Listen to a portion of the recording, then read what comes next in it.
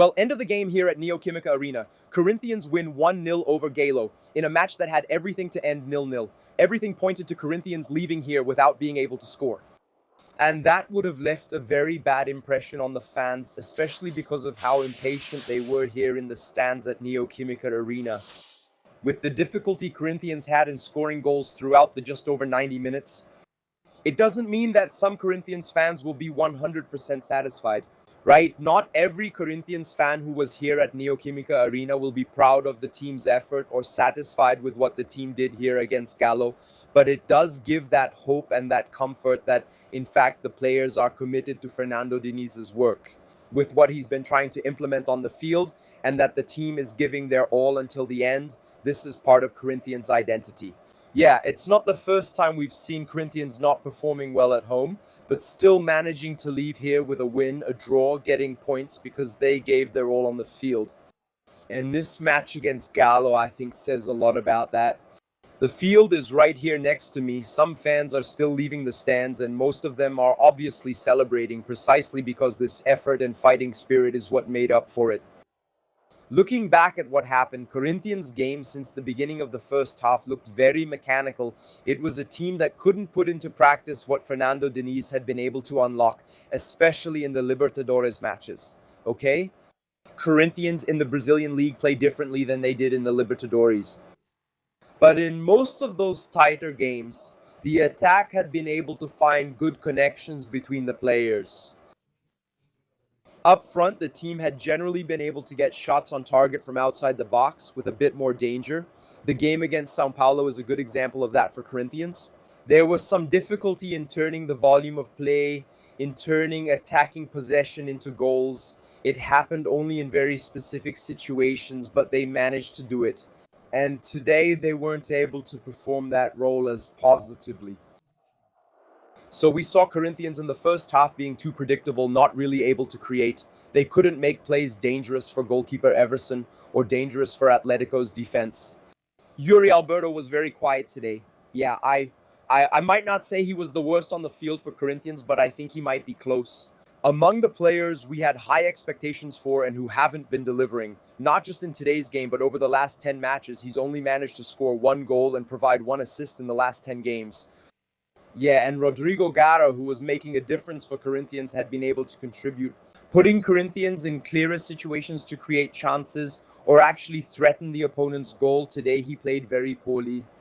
Here in the first half, I remember 2 plays where he got to the end line, and that final pass to pick out his teammates just wasn't there today. In the second half as well, there was a play where Yuri Alberto found him really well, but he couldn't control the ball when he turned his body, and the ball ended up getting past him. So I think these 2 players are the ones who are fundamental for Corinthians' attack to work, and they weren't at their best today.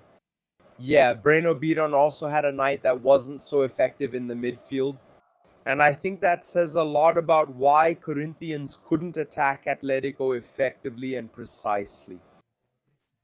When we go to the second half, Renan Diniz starts making some substitutions to bring more energy. He takes Ranieri out, for example, to put Allen in. I think mainly to tighten up defensively a bit more since the guy was physically spent, especially because he takes Andre out and puts Memphis in.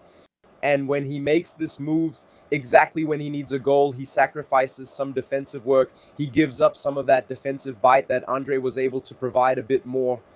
But even so, Corinthians doesn't suffer from counterattacks because on the other side, Atletico also wasn't able to set up those counterattacks. So I'm going to go deeper here into Atletico's tactics, but Atletico wasn't able to attack Corinthians very well. But I think that in a way, it even made it easier for Fernando Diniz to do what he wanted when he put Memphis, who's a bit more offensive, in Andre's place. Yeah, and then comes the substitution that changes everything. Zakaria Labiaj comes in with about 12 or 15 minutes left in the game. Yeah, it's not that he played a great match. It's not that he changed the way Corinthians was playing. But he did what, for example, Yuri Alberto, what Lingard himself, who had a very quiet first half and even left at halftime, was pinned to the left side of the field. But what these 2 players mainly weren't able to do, what Memphis couldn't do when he came in, was to find space away from Galo's defenders so he could get a shot off. In one of the rare plays where Corinthians actually managed to get down to the end line and make an accurate cross, a cross that found its target, Zakaria Labiaj positioned himself well, got away from Galo's defense, and managed to finish first time.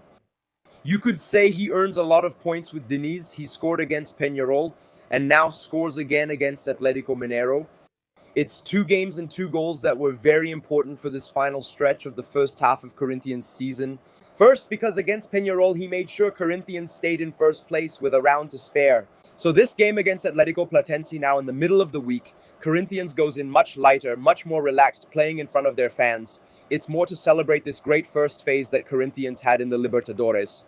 And in today's game, it gives that breather, that relief. Corinthians had left the relegation zone because of Santos's defeat, but they needed to win. They needed to score points to open up this gap from the relegation zone and go into this last Brasileiro match still with the possibility of not being in the relegation zone, which brings peace of mind, as everyone knows, both for Diniz, for the players, and for the fans themselves, to enjoy this World Cup, this season break in a lighter and more fulfilling way. So yes, Labiaj is the unlikely hero. He doesn't change the way Corinthians play, but he changes the result. And that's what Corinthians need sometimes, and that's what Fernando Diniz needs to happen sometimes. He has talked a lot about the players starting to buy into his style of play more and more, but we know that this won't always happen. In the Brasileirão games, this hasn't been happening. But if you don't have tactical understanding, at least have a spark from some player who can actually bring those 3 points to Corinthians.